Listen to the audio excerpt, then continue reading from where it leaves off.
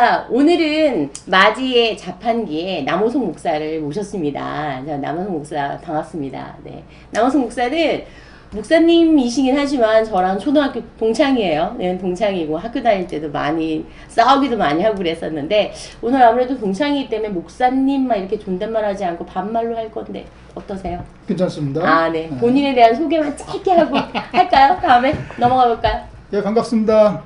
교회개혁 실천연대 공동대표 맡고 있는 남호성 목사입니다. 경기도 고양시의 준알개 그늘교회라는 교회도 섬기고 있고요. 우리 김현진 하고는 초등학교 6학년 때 동창인데 그때는 이 친구가 키가 저보다 한참 컸고요. 근데 이 친구는 그 키에서 그대로 멈췄고 제가 키가 커서 이제 더 이상은 꼬집히지 않고 살 수 있습니다. 오늘 반갑고 즐거운 시간 됐으면 좋겠습니다. 네, 반갑습니다. 오늘 우리가 만나서 이야기하려고 했던 건 불교 쪽의 저널이나 이런 데에서도 글 요청도 많이 들어오기도 하고 얘기도 많이 하는데 포스트 코로나 얘기하는데 포스트가 뭐뭐 후회잖아. 근데 그 후라는 게 없을 것 같아. 그냥 위드 코로나랑 계속 같이 가야 될 것 같은 느낌인데 그 안에서 나는 불교인이고 너는 기독교인이고 그러니까 종교에 대한 얘기를 좀 잠깐 해볼까. 오케이. 그러니까 다른 데는 오피셜하게 아주 공식적으로 코로나 이후에 종교의 역할, 코로나 이후에 종교가 인간에게 해주는 거 이런 거 발표 되게 많이 하는데 그런 거 말고 툭 까놓고 도대체 기독교는 코로나 지금 사태에서 어떤 위치에 있는지 그리고 이제 불교는 우리 맨날 만나면 야 불교가 더 심해 기독교가 더 문제야 그런 얘기 하잖아. 그러니까 그런 얘기에 대해서 좀 가볍게 한번 해보려고 하는데 오케이. 포스트 코로나라는 게 없을 거라고 생각하는데 나는 너 어떻게 생각해? 나도 그럴 것 같아. 사실 인류의 역사에서 종교를 빠뜨릴 수 없고 그 얘기는 인류가 존재하는 한 종교는 어떤 모양이든지 늘 함께 했고 마찬가지로 이 전염병이라는 거 그것도 인류 역사에 항상 존재했던 것 같아요. 그래서 전염병이 창궐했다고 해서 종교가 사라지거나 아니면 반대로 종교가 아주 융성하다 그래서 전염병이 사라지거나 하지 않고 그래서 역사적으로 보면은 과거에 패스트 때나 비롯해서 전염병이 창궐하게 되면 종교가 어떤 큰 변화를 겪게 되지. 그치. 큰 변화를 겪게 돼서 코로나 시대에도 종교는 나는 여전히 존재할 거라고 생각을 하고 다만 존재 양태 그 모습은 좀 많이 변할 거라고 봐. 그래. 아니 근데 우리가 처음에 이제 코로나가 발생이 됐을 때 특히 이제 한국 같은 경우에는 신천지가 문제가 돼서 우리 너랑 나랑 신천지에 대한 얘기도 한번 해본 적이 있잖아, 그치? 신천지가 됐고 이제 그 다음에 집단 감염이 된 게 성소수자들 그런 식이 됐기 때문에 이 동네는 약간 이상한 기독교인들 이상하다고 말해서 이상한데 근데 그런 분들이 좀 있거든. 그러니까 하나님의 어떤 예수님께서 벌하기 위해서 코로나가 창궐했다는 식으로 말하고 다니는 사람들이 엄청 많았어, 이 동네 같은 경우에는.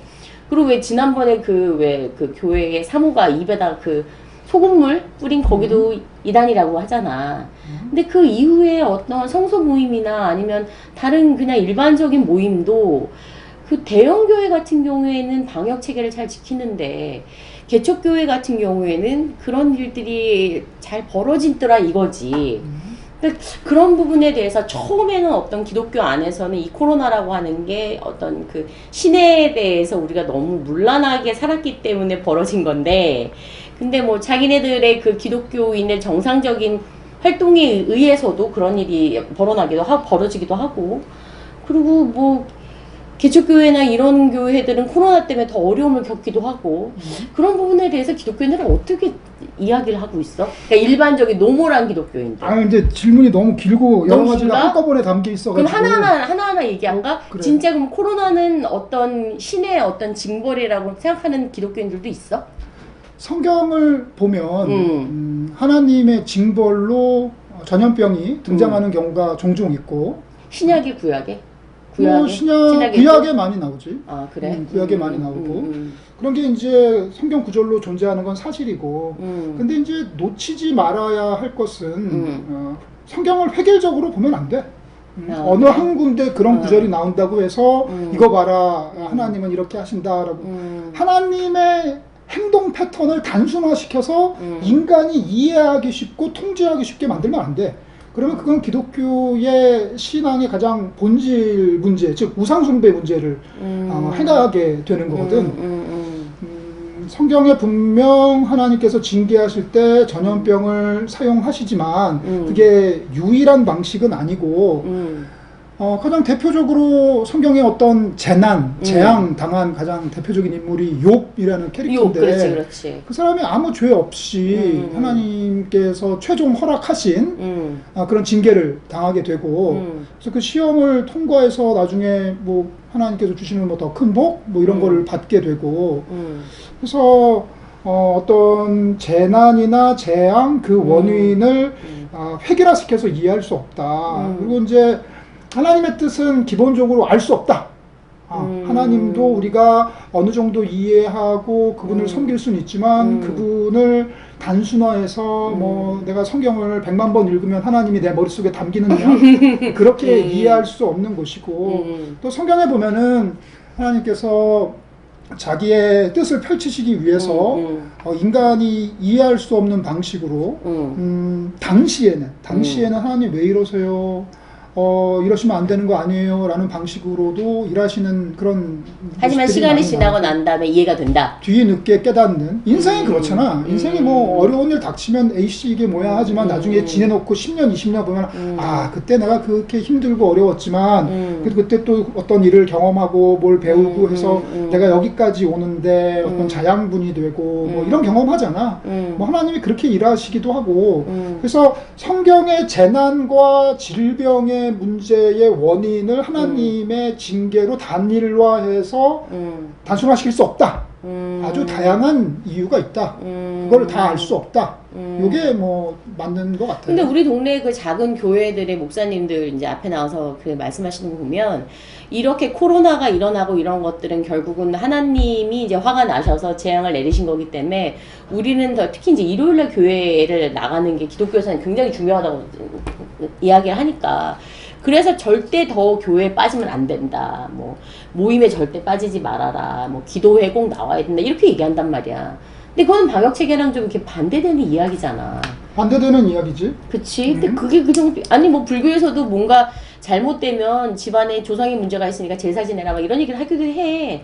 근데 그런 얘기들에 대해서는 어떻게 생각해? 일반적인 기독교인들은 교회를 이게 어려운 상황이니까 교회를 정말 꼭 나가야 된다고 생각해? 아니면 이 상황이 좀 지나가기 위해서 거리두기를 위해서 좀 안 나가는 게 좋다고 생각해? 기독교인 대다수는 방역을 지키면서 사회적 거리를 두면서 예배를 드려야 한다고 보는 것이 상식이고 상식이고 그러니까 뭐가 있냐면 네가 아는 내용들은 소위 보도되는 내용이야. 너 교회 가서 그런 얘기하는 거 들어본 적 없잖아. 아니야 목사님 우리 집 그 교회 앞에서 말씀하셨어. 그랬기 때문에 교회 꼭 나와야 된다. 아니 그러니까 내가 얘기하는 건 뭐냐면은 진짜 설교하는 거. 그러니까 그냥 일상적이고 평범하고 상식적인 얘기보다 뭔가 괴상망측하고 뭔가 자극적이고. 이상하고 자극적일수록 언론에서 받아쓰기가 쉽고 그래야 인터넷의 클릭수가 늘어나고 기사의 클릭수가 늘어나고 하니까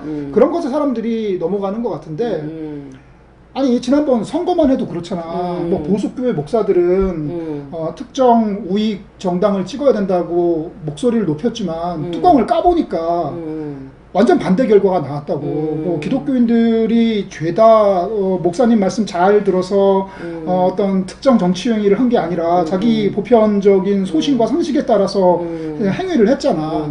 마찬가지로 대다수의 목사들은 네가 지적한 소위 근본주의적인 신앙 양태, 일요일날 교회 꼭 가야 되고 이런 어려운 상황에 굴복하는 것이 아니라 오히려 극복하려면 그치. 마스크도 벗어야 되고 맞아. 그런 사람들이 있긴 하지만 그런 사람들의 주장은 사람들에게 설득력이 없거나 아니면 그렇게 주장하는 사람들은 목소리는 크지만 소수이거나 하지. 그래서 대부분의 기독교인들은 상식대로 행동해. 다른 뭐 일반인들처럼 마스크하고 거리두기하고 손 열심히 씻고 아니면 온라인 예배로 전환해서 예배 드리고 하는 게 상식이지.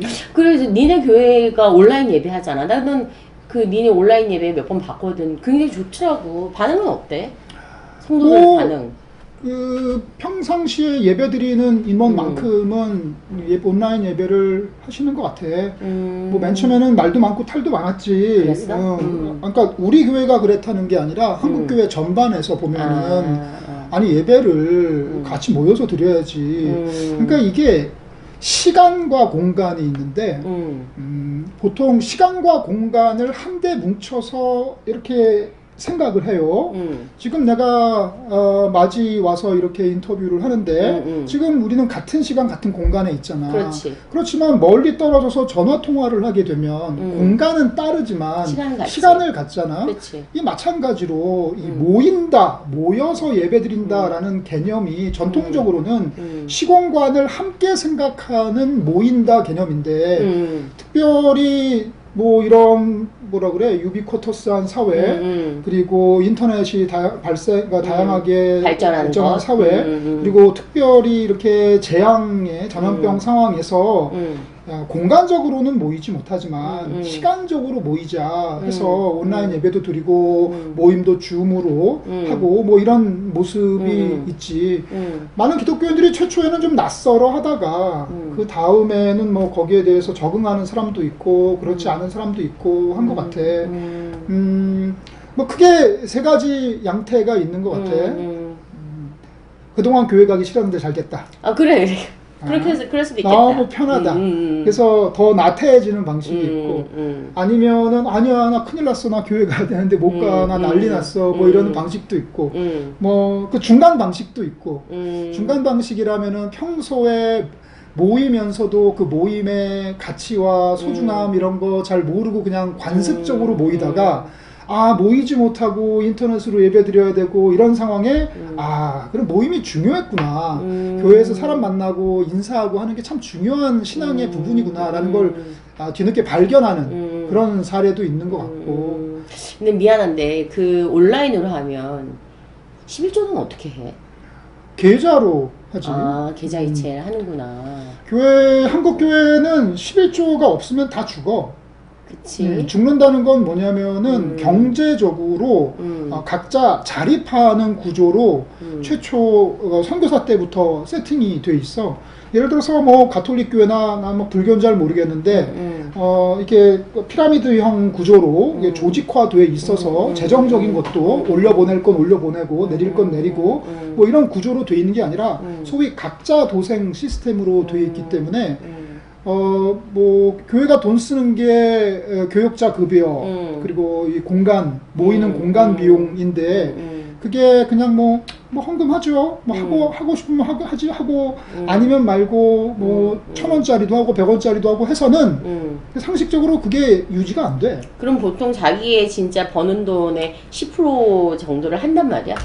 꽤 큰 돈이잖아. 큰 돈이지. 근데 이제 그게 내 소유를 다 내 소유로 여기지 않는 게 뭐 기독교 신앙에서 되게 중요한 부분이고 이거를 교회에 바친다 개념이라기보다는 뭐 하나님 일에 선한 일에 쓴다 공동체를 위해서 쓴다라고 생각하고 내는 거지. 근데 이제 문제로 돌아와서 그러면은 온라인 예배 드리면 11조를 어떡하냐. 그렇지. 근데 이미 일반 경제 자체가 뭐 현찰 들고 다니면서 다 쓰지 않잖아. 그렇지, 카드로 뭐, 하고 카카오뱅크도 계좌 하고 이체로 하고 하는 것처럼 아닌 교회도 많지만 우리 교회뿐만 아니라 다른 교회도 계좌 이체로 헌금하는 게 좀 적응이 된 교회들도 있고 안 그런 교회도 많아. 그래도 헌금이라 하면 내가 귀하게 찾아서 빳빳한 돈으로 해서 봉투에 넣어서 내가 드려야지. 그거 뭐 핸드폰으로 띡띡띡 해가지고 계좌이체로 헌금하는 거 불경스럽다. 이런 교인들도 상당히 많지. 그런 거에 익숙하지 않은 교회는 재정적으로 어려움이 있을 거야. 지금 그렇지. 그런데 그런 것에 익숙한 교인들, 그러니까 이거야. 뭔가 강압적으로 의무감의 신앙생활을 강요받고 또 강요당하는 교회들은 어려워. 왜냐면은 이제는 강요할 수도 그리고 강요당할 수도 없는 구조잖아. 지금 그렇지. 모이지 않고 목사님 설교를 내가 예배당에서 듣는 게 아니라 내 집 거실에서 듣고 하니까.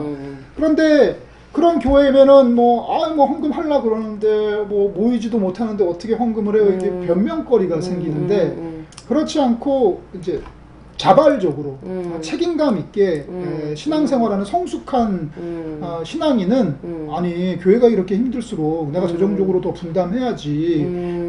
그리고 코로나19 때문에 사업장이 문을 닫고 그리고 무급휴직 당하고 이런 교인들도 있는데 그분들 헌금 못 하시면 내가 조금 나는 사실 이 코로나 사태 때 돈을 더 벌거나 아니면 변함이 없으니 내가 조금 더 헌신해야지 뭐 이런 식으로 해서 이제 굴러가지. 그래서 재정적으로 일반적으로 한국 교회 근본주의 성향 강하고 율법주의 성향이 강하기 때문에 어려운 건 사실이고 또 헌금 계좌이체 이런 거 낯설게 하는 교회 낯선 교회들이 많기 때문에 힘든 건 사실이지만 그렇지 않은 교회들은 뭐 우리 교회도 그렇지만 뭐 크게 영향 없는 경우도 있지. 아니 그러니까 그 개척교회는 왜 이 사태에 문을 자꾸만 여냐? 그럼 대부분 이제 뭐 기사나 그 댓글에 헌금 때문이야. 그 뭐 사람들이 계좌이체하면 되잖아. 근데 얼굴 보면은 어쩔 수 없이 줄 수도 있는데 얼굴 안 보는데 돈이 나오겠니? 막 이런 식으로 막 댓글들이 달리는 거 보면 그 인정할 수 있겠네. 그 네가 얘기한 것처럼 정말 근본주의적이고 강압적이고 좀 이런 데는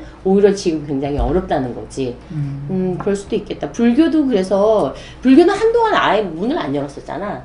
문을 아예 안 열고 저리 그러다가 요즘 들어서는 예불을 하긴 하는데 온라인 예불 쪽으로 바꾸려고 하는 분들이 좀 있어. 근데 좀 불교는 어려운 게 기독교는 교회 목사님의 설교라든지 뭐 이런 것들이 중요한데 비해서 불교 같은 경우에는 이제 기도라는 걸 해준단 말이야. 경을 읽어주고 그 다음에 저기 스님이 뭔가 축원이라고 해서 뭔가 축복해주는 그런 거 할 때 그 자리에서 막 절을 하고 그러면서 본인의 어떤 업이라고 하는데 업장이 약간 소멸되는 걸 느끼고 그래서 뭔가 이제 마음이 기뻐지면 보시하면 돈도 좀 더 넣게 되고 이런 부분들이 있는데 온라인 예불은 좀 아무래도 그게 어렵잖아. 더군다나 그 독경소를 같이 따라하고 이게 생각보다 어렵거든. 불교는 좀 어려워하는 것 같긴 한데 기독교는 그래도 현대적인 시스템이 많이 들어가서 덜하지 않을까 싶은데 개척교회들은 자꾸만 계속 모이니까 도대체 이유가 뭘지 그게 좀 궁금했지. 작은 교회들 같은 경우에는 재정 구조가 취약해서 당장 이번 달 헌금 안 들어오면은 이제 월세가 못 나가고 담임 목사 급여가 못 나가고 그렇구나. 이런 교회들 있고 또 이 돈 문제로만 이 문제를 생각하는 거는 약간 좀 어리석은 게 눈에 보이지 않지만 권력의 문제가 있어요. 권력. 그 얘기는 뭐냐면은 얼마 전에 뉴스에 보도됐지만 소위 인분 먹이는 교회. 그래. 목사가 시키면은 다 아주 하잖아. 해괴망측한 일도 그러니까. 하는 뭐 그런 옛날에 정광훈 목사가 빤스 목사라는 별명을 갖게 된 계기도 목사가 이거 말하기 민망하긴 하지만 빤스 뭐 내려야 내려야 진짜 되는 교인이고 아니면 가짜 맞아. 교인이라고 그 설교석상에서 맞아, 농담을 맞아. 얘기했는데 그게 사실 사람이 할 농담은 아니지. 그렇지. 아무래도 교회에 모이지 못하면 목사의 권력이 떨어진다고 생각해요. 권위가 떨어진다. 근데 봐봐, 지금 코로나 사태 때문에 재택근무 많이 하는데 그래서 재택근무 때문에 업무 효율이 떨어지고 회사가 망하냐? 그렇지 사실 않아. 안 그래. 안 그래, 맞아. 어차피 인터넷으로 다 소통하고 맞아. 카톡으로 소통하고 이메일로 소통하고 업무 결과 올리고 뭐 이미 다 그렇게 하고 있거든. 근데 다 출근을 시켜요. 출근을 시켜서 뭐 30분, 1시간, 2시간씩 출근해가지고 한테 모여서 그거를 이제 하려 하던 패턴이잖아. 그게 뭐가 있냐면은 그래야 사장님이 마음이 편해. 눈앞에 보이니까. 내 눈앞에 직원들이 다 모니터를 있으니까? 앞에 놓고 거기서 주식을 하는지 SNS를 하는지 모르겠지만 하여간 뭔가 따각따각거리고 있어야 일들 하는구만. 나도 옛날에 짧게 직장생활 했었는데 퇴근을 안 시켜. 자기가 퇴근할 때까지. 왜냐면은 그래야 내가 월급 줄 이유가 있다고 생각을 하는 거야. 쓸데없이 업무 효율이 떨어지는 거지. 교인들이 내 눈앞에서 앉아서 목사의 강대상을 쳐다보고 있고 내가 그 시선을 쫙 받으면서 내가 권력이 있다라고 느끼는 거야. 홍대 건축학과 유현준 교수가 얘기했지만 이제 장의자 시스템의 교회는 사라질 거야. 긴 의자. 교회 가면 그러잖아. 이 장의자가 그렇지, 있어. 그렇지. 이 장의자가 어떤 효과가 있냐면은 교인들을 가두는 효과가 있어. 아, 그래? 왜냐면은 양쪽 끝에 사람이 앉아 있잖아. 그럼 그 가운데 있는 사람은 편하게 자리 이동을 못 해. 이제 움직이지 못하지. 화장실이라도 갈라치면 죄송합니다, 죄송합니다 하고 나가야 돼. 그렇지, 마치 극장의 옛날 극장들 이렇게 맞아. 극장에서 되게 난감한 상황 벌어지는 것처럼. 그래서 교회들이 대부분 이렇게 장의자가 있는데 지금 사회적 거리두기를 하고 있으려면은 그 장의자가 되게 무용지물이지. 그렇지. 의자가 따로따로 이렇게 떨어져 있어야 되니까. 그리고 또 장의자에 갇혀서 한 군데만 바라봐야 돼. 딱 그 의자가 놓고 있는 방향. 의자를 틀 수가 없어. 그러네. 장의자는 그렇지. 그래서 실제로 옛날에 패스트가 흑사병이 발병하고 중세 시기에 교회 권력이 약화되는 그런 계기가 되었고 그게 향후에 소위 프로테스탄트가 탄생하고 근대 국가가 탄생하고 그렇지. 뭐 그런 시대로 이제 이전했던 그런 것처럼 교회의 목사 권력이 약화되는 방향으로 교회가 갈 것 같아. 그리고 더불어서 이제 모이는 신앙이 강요하기 어려워지니까 흩어지는 신앙이 중요하게 될 거야. 예를 들면? 기독교 신앙은 모이는 신앙이 있고 흩어지는 신앙이 있어. 예배도 그래. 모이는 예배가 있고 흩어지는 예배가 있어. 모이는 신앙과 예배는 뭔지 눈에 확 들어오지. 교회에 와서 예배드리고 하는 소위 종교 행위를 같이 하는 거잖아. 같이 하는 거잖아. 근데 그거보다 더 중요한 게 흩어지는 신앙, 흩어지는 예배야. 그건 전도하는 거?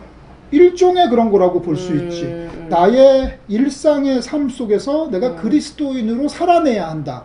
그리고 내가 하나님의 말씀을 보고 기도하고 하는 행위는 일요일 날만 국한되는 것이 아니라 일상 속에서도 말씀을 가까이 하고 기도하고 가난한 사람을 돕고 하는 행위를 해야 된다고 교회가 가르치거든. 그런데 아무래도 중요하게 방점을 찍는 거는 모이는 신앙이었어. 그런데 그 모이는 신앙, 모이는 예배가 이 코로나 때문에 구조적으로 힘들어지면서 이제 흩어지는 신앙을 중요하게 여기는 시대가 될 거야. 소위 선교적 교회, 선교적 신앙이라고 되는데 사실 그동안 기독교인들이 욕먹던 게 교회 와가지고 종교생활 열심히 하면 뭐해. 일상의 삶에서 사는 꼬라지가 엉망인데. 그치. 그러면 그 사람이 하는 말을 누가 믿어. 그 사람이 교회가 아니자 그러면은 됐어요. 저는 당신처럼 되기 싫어요 하고 안 갈 거 아니야. 설득력이 떨어지잖아. 전도는 어떤 이론이나 주장으로 하는 게 아니라 그 사람의 인격과 삶으로 행동으로 하는 것이거든. 근데 그 부분을 많은 사람들이 간과했어. 지하철역에서 무료지만 나눠주면 교회 스티커가 붙어있는 무료지만 나눠주면 그거 보고 교회 올 거라고 마치 신장 개업한 가게 소개하듯이 그러네, 맞네. 그렇게 그러니까 전도가 아니라 교회 홍보를 하는 거지. 그런 식의 왜냐면 교회 오고 싶어도 못 와. 코로나 때문에. 그래서 흩어지는 신앙, 일상의 신앙이 되게 중요해질 것 같고 거기 하나 더 붙이면은 이제 이거를 정착민적인 신앙이냐 유목민적인 신앙이냐 이게 농경적 신앙이면은 농경적 종교는 정착민이잖아. 내 밭이 있고 내 집이 그렇지. 있고 벽돌로 지은 나의 집이 있고 내가 1년 동안 이렇게 경작하는 곳이 있고 그 동네의 중심에 종탑이 있고 거기 예배당이 있고 아침에 새벽에 일어나면 예배당부터 가가지고 기도드리고 하루의 일과를 시작하고 일요일날 모이고 뭐 이런 게 이제 농경적 정착적 신앙인데 유목적 신앙이 있어. 구약 성경으로 보면은 출애굽한 사람들이 광야에서 40년 동안 떠돌면서 유목민 생활을 했거든. 그때는 그런 건물로서의 성소가 있을 수 없어. 그래서 법궤 또 성막이라는 이동식 성소였거든. 어디를 가든지 그 법궤가 있는 곳, 성소, 성막을 치는 곳 거기가 신의 임재가 있는 곳이라는 거야. 어디를 가든지. 내가 옛날에는 예배당에 가야만 예배고 거기서 드려야만 기도고 뭐 이런 신앙이 아니라 어디를 가든지 내가 눈 감으면 기도처고 한 거야. 이슬람을 보면 딱 그래. 이슬람 물론 걔네들 모여서 종교행위 하는 곳 거기서 예배를 드리고 해야 되지만 그 유목민들이 양치고 뭐 어디 사막을 건너고 하는데 그런 곳에 갈 수가 없잖아. 그치. 자기 예배 처소에 갈 수 없잖아. 그 대신 걔네들이 지켜야 되는 그 5가지 규칙이 있잖아. 맞아. 신앙 고백에 대한 맞아, 거 맞아. 뭐냐, 뭐 라마단 있고 성지순례 있고 뭐 자카트인가 뭐 남 도와주는 거 있고 뭐 이런 거 있잖아. 맞아. 일상의 신앙이 중요해지잖아. 앞으로 코로나19 이후에 기독교를 포함한 종교들은 그런 일상의 신앙이 되게 중요할 거야. 보통 보면은 당신은 신앙생활 하십니까? 라는 이 질문을 많이 해. 신앙생활. 신앙과 생활이지. 근데 신앙생활을 하냐고 물어보면은 어떤 종교를 갖고 있습니까? 당신은 그 종교 행위를 합니까?의 질문인데 이 신앙과 생활을 위치를 바꾸잖아. 그러면 생활신앙이 돼. 그건 생활신앙이라는 말은 갑자기 개념이 확 뒤집어져.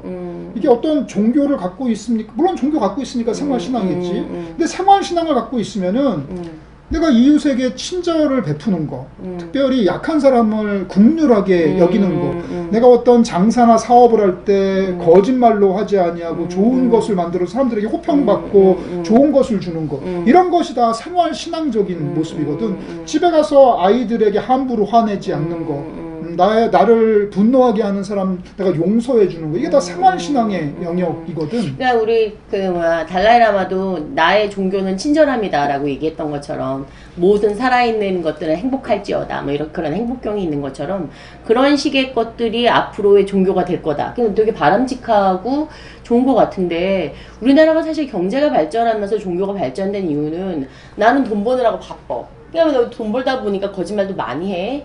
죄도 많이 져. 근데 일주일에 한 번 교회를 가서 나는 교회에 돈을 내고 대신 나의 어떤 그렇게 참회나 하나님한테 가까이 갈 수 있는 길이나 이런 거는 저 목사가 대신해 주니까 뭔가 그 신앙생활의 대행자?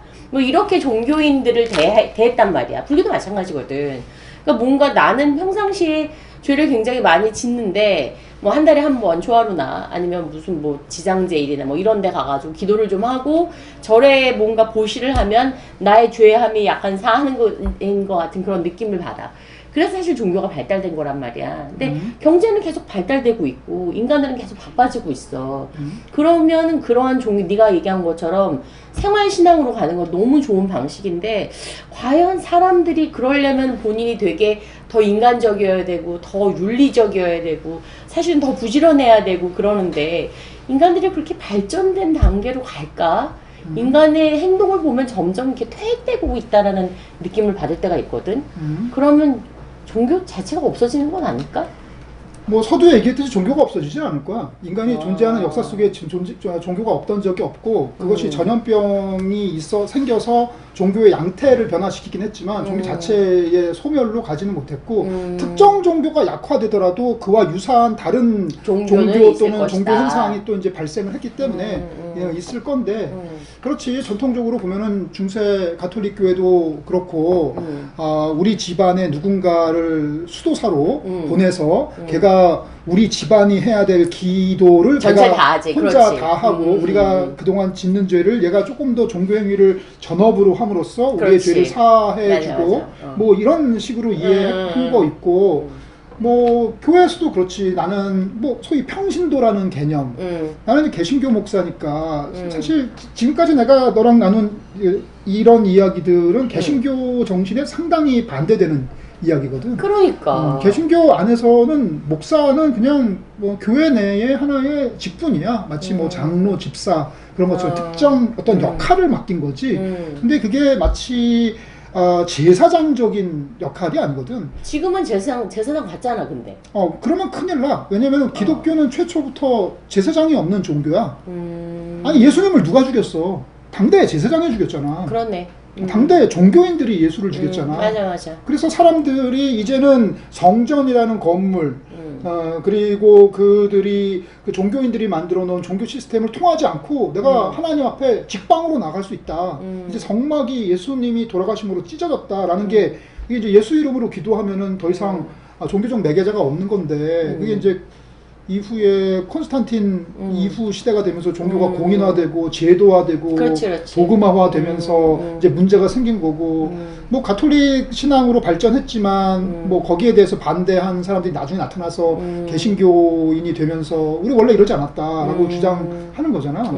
그래서 현실 종교가 이러저러한 모양이니 종교는 원래 그런 거 아니냐 뭐 이렇게 보면은 곤란할 것 같고 뭐 그런 현실도 무시는 못하겠지만 뭐 기대하는 것은 이런 코로나 시대 때문에 제도권 종교의 전통적인 신앙 양태가 해체될 수밖에 없는 요런 게 부정적으로 보면은 신앙을 포기하고 종교가 무너지고 교회가 문을 닫고 하는 방식으로 나타나겠지만 사실 내 입장에서는 이게 잘 됐다고 생각해.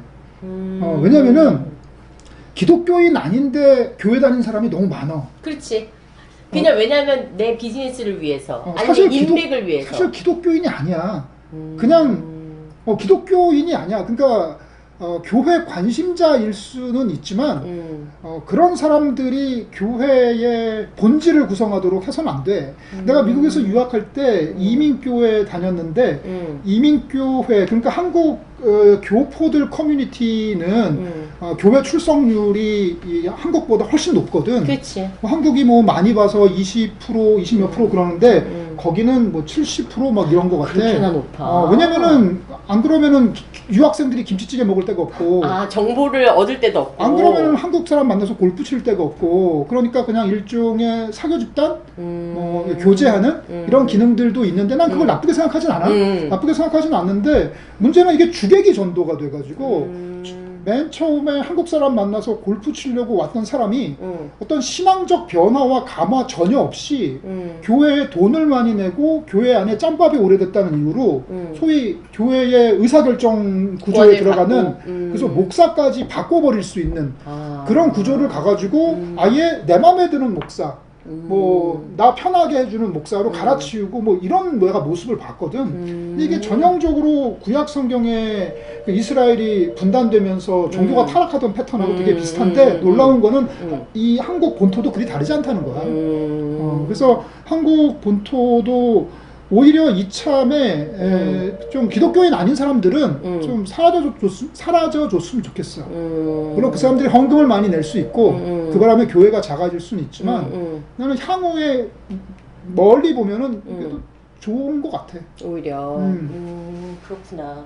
그러니까 이게 내가 보기에는 코로나 이후는 아니고 이제 코로나 이 발생 이후지. 발생 이후에 종교도 그렇고 모든 것들이 다 기존에 했던 것들하고는 해체되는 모습으로 가는 것 같아. 해체되는 모습으로 가는 것 같고, 그게 네 말처럼 나쁘지 않다라고 생각했던 사람들은 내가 보기에는 뭐 잘 종교 생활을 하고 있는 사람이었던 것 같고, 그러지 않고 그런 그 종교가 아니라 교회를 다니는 거, 불교도 마찬가지야. 불법을 배우는 게 아니라 전에 다녔던 사람들한테는 이게 몹시 불쾌하고 불편한 거거든.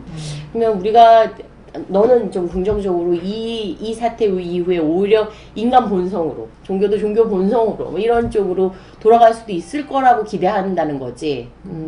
그렇구나. 그러니까 기존의 제도권 주류 종교에는 큰 타격이 있을 거야.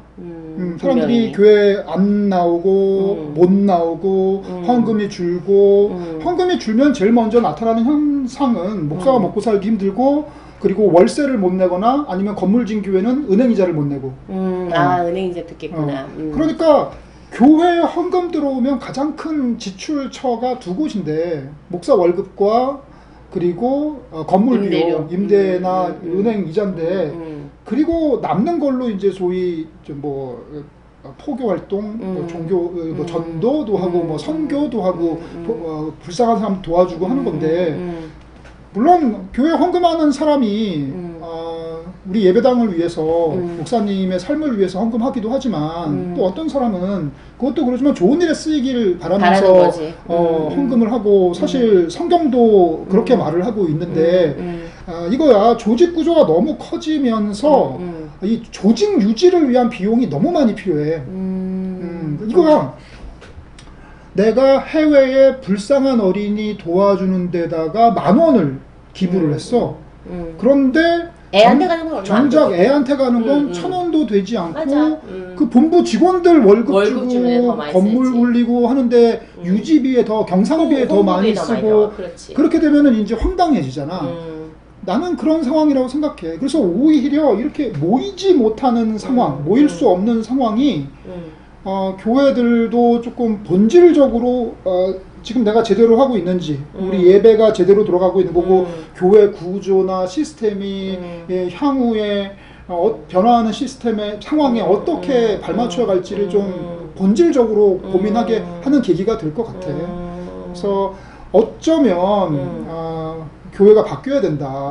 교회 이따구로 가면 안 된다. 개혁되어야 된다라는 것이 공연불만으로 그치다가 이제 이 코로나 상황에 지금 안 하면 안 되는 상황. 원래 사람이 증상이 없고 아프지 않으면은 건강 관리를 잘 못하잖아. 그러다가 한번 된통 당하고 그리고 뭐 의사한테 이러다가 죽습니다라는 얘기를 들어야 정신이 번쩍 들잖아. 나는 그런 계기로 코로나가 역할하지 않을까 하는 좀 긍정적인 면도 말하고 싶네. 내 생각에도 이게 그 불교에 그런 게 있어. 아프지 않게 바라지 말아라. 공부함에 있어서. 왜냐면 아프구나 이래야지 내가 내 몸을 좀 더 돌아보고 다른 사람들에 대해서 좀 더 관심을 갖고 그러니까 아마 비슷한 것 같은데 이게 너는 인간에 대해 아주 그냥 긍정적인 그런 시각을 많이 갖고 있네. 이게 어떤 사람들 같은 경우에는 지구가 이 모양 이 꼴이 되고 환경이 이 모양 이 꼴이 되고 근데 그게 이제 뭐 지난번에 호모사피엔스 뭐 그 책에도 뭐 그런 얘기가 나오지만 결국 인간 때문이니까 인간과 종교가 없어져야지 오히려 지구는 살아날 것이다. 그런 얘기를 하는 사람들도 있단 말이야. 인간과 종교라는 것과 다른 생명체와의 관계에 대해서는 뭐 어떻게 생각해? 나는 인간에 대해서 낙관적으로 생각하지 않고 아 그래? 낙관적으로 생각하지 않고 원래 기독교는 전통적인 장로교 계통은 뭐 인간은 뭐 원죄가 있다, 그냥 뭐 본질적으로 죄인이다라고 얘기를 해. 그래서 인간에 대한 비관론이 더 뭐 성악설처럼 들리는 그러지만 인간의 타락 이전이 인간이 최초에 창조될 때 하나님의 형상으로 창조가 되었거든. 근데 그 하나님의 형상으로 창조된 것이 인간의 범죄로 소멸하는가? 그러면 인간의 힘이 더 세지. 하나님보다. 그러지. 왜냐면 그렇지. 하나님이 만들어 놓은 거를 취소시켰으니까. 근데 그건 기독교 교리에 부합하지 않거든. 그런 면에서 인간은 그 안에 성악적인 면과 성선적인 면이 다 같이 동시에 있다. 존재하고 그래서 내 안에 하나님의 형상을 더 키우고 발전시키고 나의 죄적인 모습들을 억압하고 해야 된다고 보고 전통 교회가 워낙에 인간의 죄책감을 강조하고 너는 죄인이야 아무리 회개해도 죄인이야 하나님이 용서해도 죄인이야 막 왜냐면 이 죄 마케팅으로 돈을 벌거든. 그래 불교도 그래 마찬가지야. 넌 잘못했잖아. 그러니까 맞아. 헌금 내. 뭐 계속 죄인을 만드는데 나는 그런 구조에는 좀 마음에 들어 하지는 않지. 다시 이야기로 넘어가서 그렇지 이번에 코로나가 생긴 게 그 인간의 환경 파괴 때문이잖아. 환경 파괴 그렇지. 때문이지. 기독교가 이제 그런 혐의를 많이 받아. 결국 이 서구 사회가 그렇지. 산업화되면서 그리고 제국주의화 되면서 환경을 파괴하고 한 거 다 기독교 교리 때문 아니냐. 처음 시작이 그렇지. 그렇게 얘기를 하지. 내가 봤을 때는 당대의 기독교가 그런 제국주의적이고 탐욕적인 모습을 합리화하는 방향으로 성경을 해석했던 것 같아. 성경이 인간이 짱이다. 인간 외의 것은 인간이 맘대로 해도 된다라고 가르치는가? 그렇지 않지. 아 정말. 그거는 그렇게 하고 싶은 놈들의 해석이지. 왜냐면 나는 그렇게 하고 싶거든. 나의 욕망대로 나 외에 뭐 다른 생명들 뭐 산 다 깎아서 아파트 짓고 하고 싶거든. 그래야 내가 돈을 벌거든. 그러니까 우리 목사님이 그렇게 설교를 해주면 좋겠거든. 그리고 또 목사도 우리 장로가 건축업 하는데 그렇게 설교를 해서 그래야지 돈 주든 그래야 돈을 벌거든. 뭐 이런 류의 방식으로 자기 욕망을 성경에 투사해서 그렇게 합리화하는 해석이지. 성경은 본질적으로 인간 맘대로 해라고 가르치지 않지. 아니 인간이 왜 죄를 지고 죄인이 됐는데 인간 맘대로 해서 그런 거 아니야. 하나님이 하지 말라는 짓 한 거고.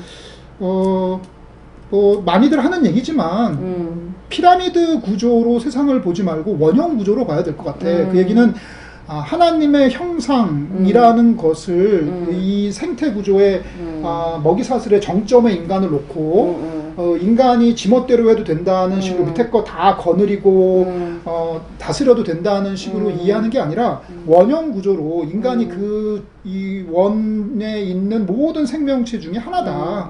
그래서 함께 살아야 된다는 식으로 해석해야 될 것 같고, 많이 사람들이 오해하는 게 정복하고 다스려라 라는 구절이 구약 성경에 나와서 이것이 결국 네 맘대로 해도 된다는 것으로 이해하는데, 그건 대단히 큰 오해인 게 이 정복과 다스림은 예수 그리스도의 십자가상에서 그 개념이 뚜렷하게 드러난다고 생각해. 예수는 이 땅에 섬기러 왔지 섬김을 받으러 온 것 아니고, 예수는 모였을 때 상석에 앉지 아니하고 제일 낮은 자리에 앉았던 분이고, 노예가 와서 예수의 발을 씻어준 게 아니라 예수가 자기 발을 자기보다 낮은 사람의 발을 씻어준 거고, 그래서 생명까지 버린 거고, 그래서 이 섬김의 문제 그리고 이 권력의 문제가 약자를 도와주는 권력, 그리고 나보다 밑에 있는 사람들을 내가 그들을 위해 봉사하는 섬김으로 이해하는 것이 예수의 정신이거든. 그런 의미에서 창세기를 본다면은 내가 이 세상에 연약한 생물들을 위해서 그들을 돕고 그들을 더 잘 살게 하기 위해서 내가 희생하는 이게 예수 정신에 맞는 정복과 다스림이지.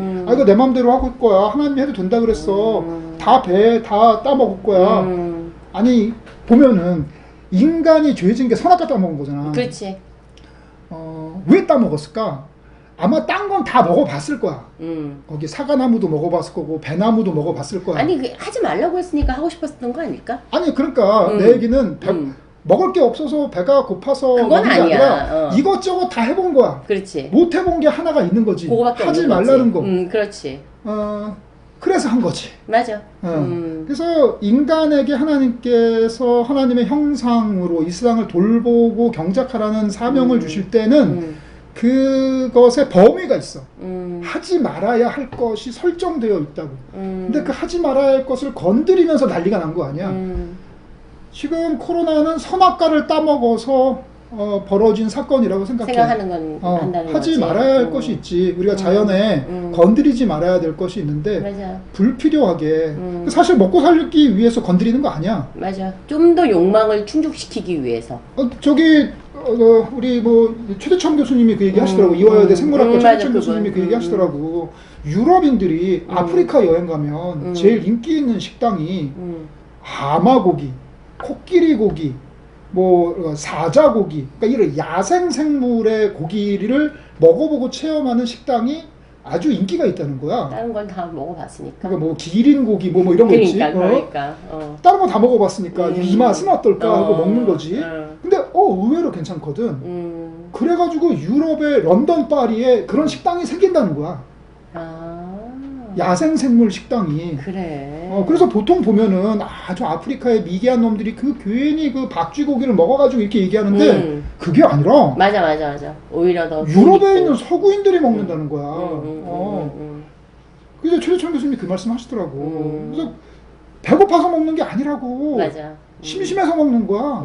자기의 사치를 위해서 먹는 거고 불필요한 욕망을 성취하기 위해서 먹는 거지.